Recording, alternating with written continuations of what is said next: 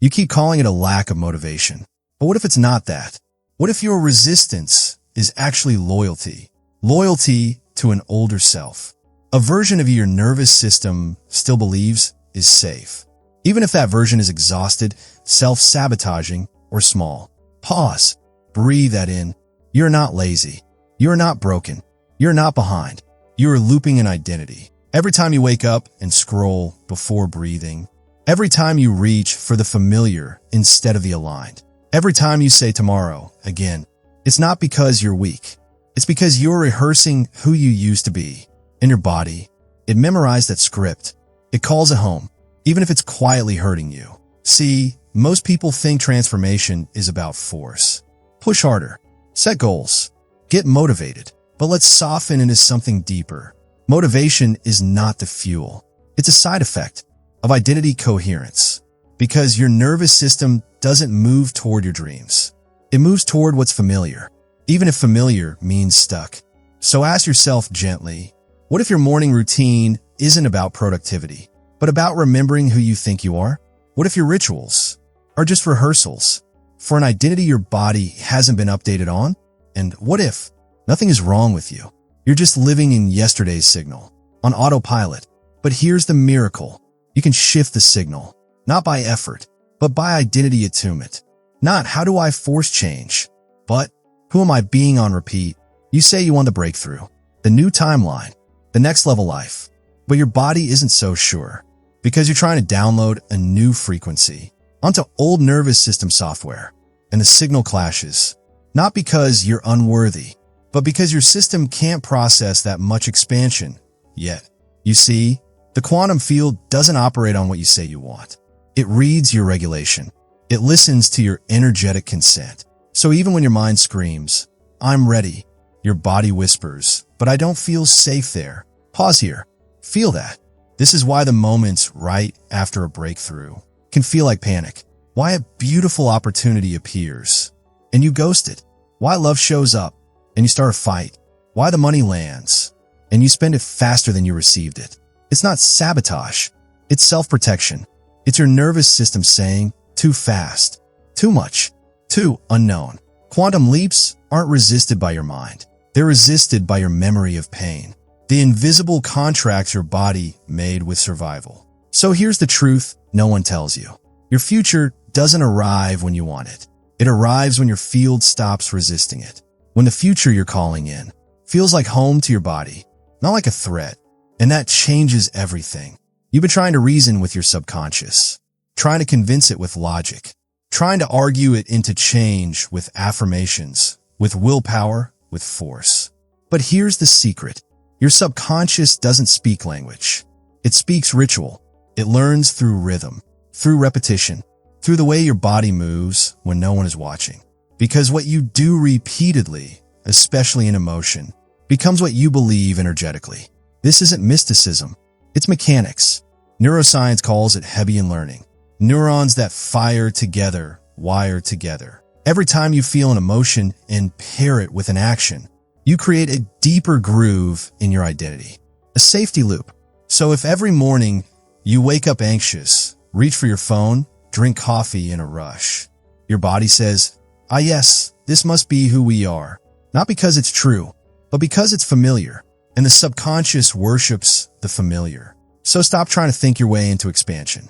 Start ritualizing it. You don't have to convince your mind of your worth.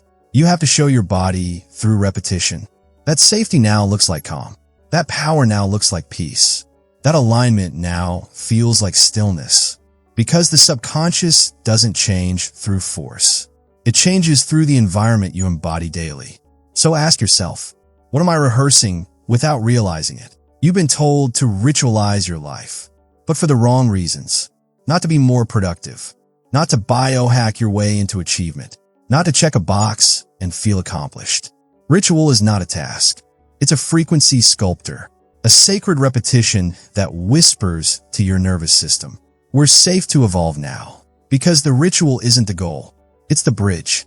The biological permission slip that allows your system to soften into a higher identity. Without panic, without resistance, without collapse.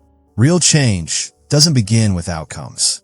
It begins with signals, with small, intentional acts that say to your body again and again, this is who we are now. That breath before the phone, that stretch before the stress, that quiet sip of tea before the noise, that pause to feel instead of perform. These aren't habits, they're rehearsals for a future self your field is still learning to trust. Because you don't leap into the next version of you. You train your field to feel safe in their presence. Moment by moment, pattern by pattern, repetition by repetition. So let go of the pressure to get there. Instead, build the bridge. One ritual at a time. Not to prove who you are, but to remember who you've always been. Underneath the static, we've spoken to your mind. Now we speak to your field. Let's begin. Wherever you are, sit up softly. Let your spine remember its strength. Let your body know we are here now. Place one hand on your heart, slower than you think you need, and exhale through the mouth, like you're releasing a version of you that doesn't need to hold everything anymore. Now feel, not think, feel the texture of your skin beneath your palm, the rhythm of your breath, the quiet weight of presence in the room. This is not a visualization. This is a frequency attunement, a cellular rehearsal for who you're becoming. We begin here. Safety first, signal second, self last. Whisper this with me, inside or out loud. In this breath, I choose safety. In this stillness, I let the signal return. In this moment, I remember who I am. Again, slower. In this breath, I choose safety. In this stillness, I let the signal return. In this moment, I remember who I am. Let the words echo, not in your thoughts, but in your tissue, in your chemistry, in the quiet places that used to brace for life. This isn't a performance. There's nothing to force. There's only repetition and presence. The subconscious is listening, not for perfection, but for pattern, for coherence, for consistency.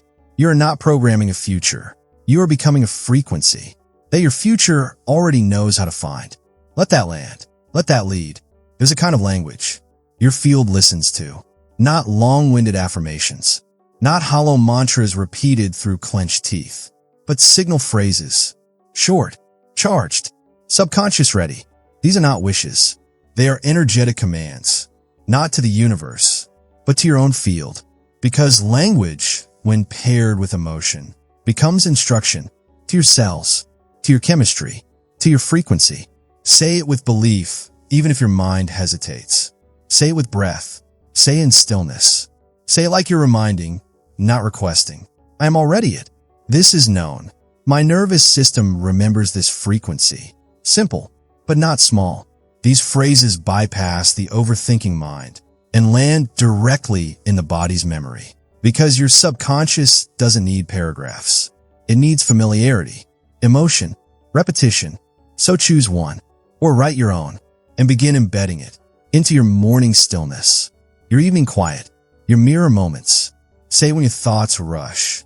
Say when doubt creeps in. Say it before action, so action aligns. This is how you program the field in real time, not by begging for change, but by broadcasting coherence from within. So, what will your signal phrase be? You've been taught to chase momentum, to move fast, to stay ahead, to ride the high of urgency and call it progress. But speed is not safety. And your subconscious doesn't calibrate to motion. It calibrates to stability. Because the energy of getting somewhere is not the same as the energy of being someone. Pause. Feel the difference. One is frantic, grasping, addicted to the next milestone, the next task, the next fix of becoming. The other is anchored, regulated, already home in the identity you're choosing. Right now, this is why so many burn out mid-transformation.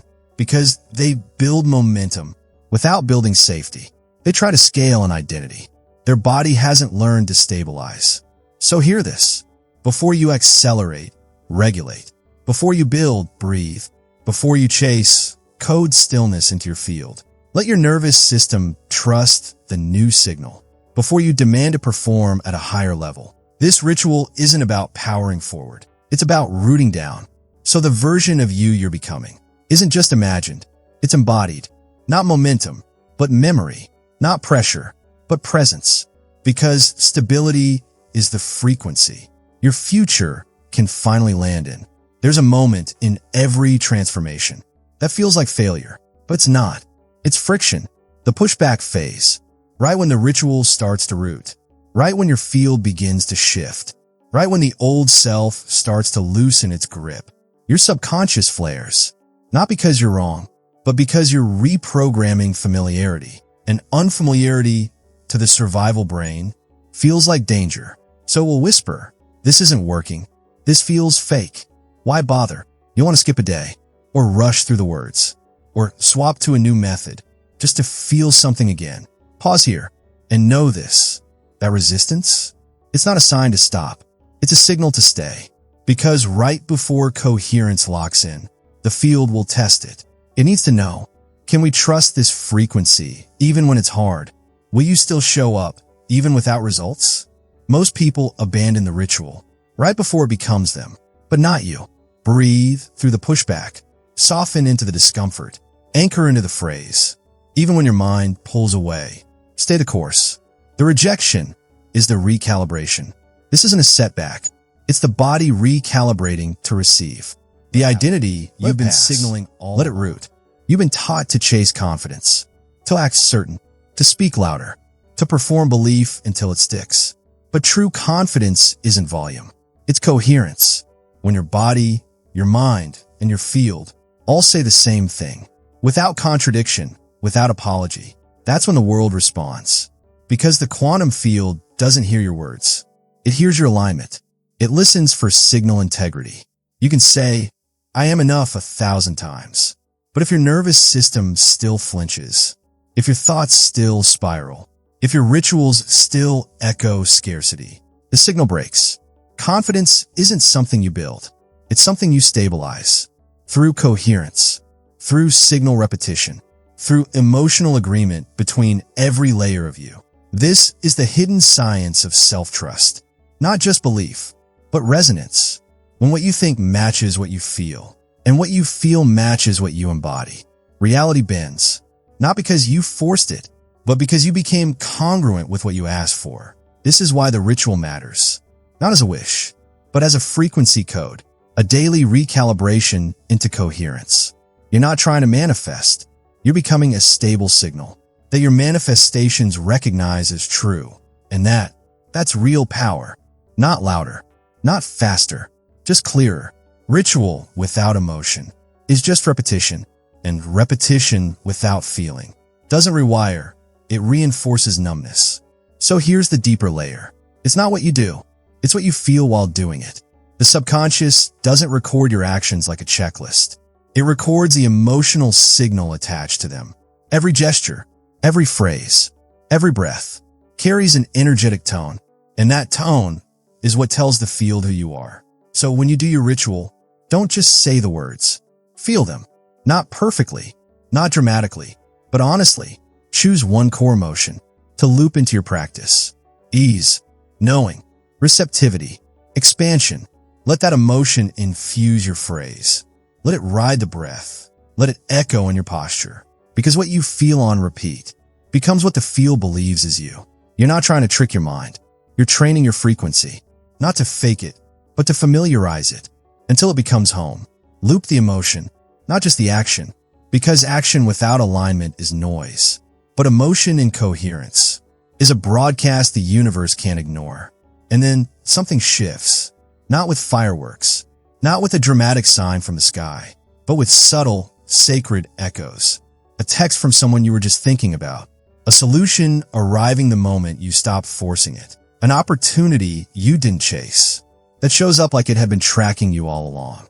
Not coincidence, not magic, coherence.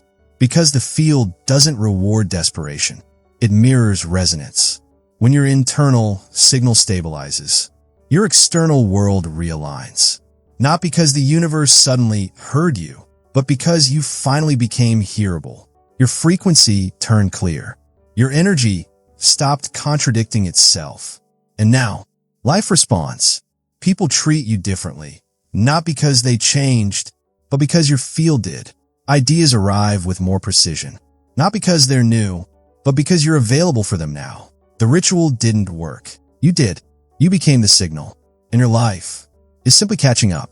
This isn't about manifesting more. It's about embodying better. From that place, synchronicity is natural. Alignment is inevitable. Because coherence isn't loud. It's magnetic. So if you start noticing little signs, subtle shifts, the soft unfolding of everything you used to chase, smile. Not because it's magic, but because it's you.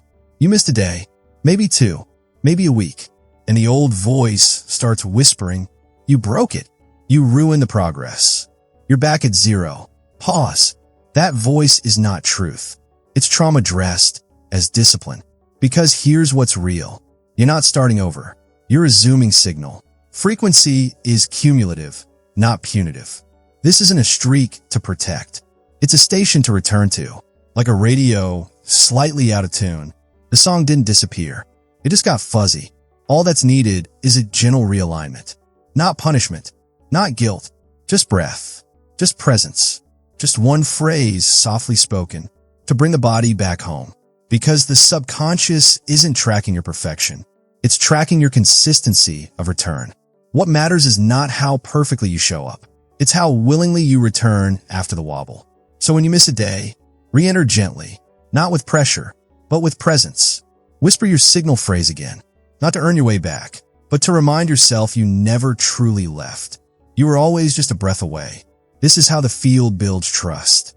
Not through force, no longer someone doing a but ritual. Through forgiveness. You're someone being a frequency. There's nothing to prove, nothing to reach for, nothing to chase. Because this isn't who you're trying to become. It's who you've quietly returned to being. The ritual was never about becoming someone else. It was about remembering who you already were, beneath the conditioning, beneath the survival, beneath the noise. Every breath, every phrase, every still moment wasn't building you. It was revealing you. The version of you that your system now feels safe to hold. The one your nervous system doesn't flinch at anymore. The one your field recognizes as home base. You're not sending out hope. You're transmitting coherence. You're not rehearsing change. You're radiating truth. This is the quiet power that doesn't need performance. The frequency that doesn't shout. It speaks in stillness. And life listens. So now, you don't have to keep asking, is it working? You are the work. You are the field. You are the signal that everything else calibrates to. Let that settle in. Let soften the edges. Let become your new baseline. This is who you are now, and that changes everything. Before you go, pause. Drop in for just one more moment. Not into thought, but into frequency. What's one word that holds the essence of who you are becoming? Not for performance, not to be seen, but to be claimed. Drop it in the comments. One word, no explanation, just a signal, a stamp, a soft broadcast to the field. Let your word carry resonance. Let be your imprint. Let be the frequency that finds you. Every time you forget, ease, stillness, power, clarity, trust, receiving, home, whatever it is, it's yours now, not someday.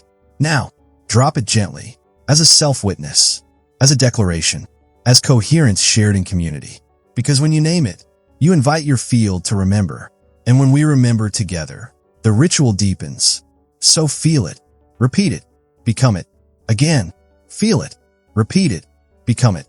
Your ritual is your reminder. Your signal is your prayer. Your frequency is your arrival. The circle is closed, but the current continues. No need to rush back to life. Let this linger. Let live in you. You don't need to chase the shift. Let meet you. Let show up. And how your breath slows before you speak. And how your body softens before you react. And how your field feels less hungry and more whole. Over the next 72 hours, just watch. Not with expectation, but with quiet curiosity. Watch how people respond. Watch how ideas land. Watch how resistance begins to hesitate. Because your signal has changed. You are not waiting. You are transmitting. You are not forcing. You are receiving. This is not something to measure. It's something to feel. Like the first hint of warmth after winter. Like a song returning to the static. And when doubt returns, as it might, return to this truth. You are not performing. You are remembering. You are not becoming someone new. You are allowing who you already are to take the lead. So in the next 72 hours, don't push. Don't test. Don't ask, is it working? Just be the signal. Just Just stay with the ritual. Just watch what changes. Softly, sacredly, without effort, but with presence. Because the shift isn't coming. It's already here, and it's learning how to stay.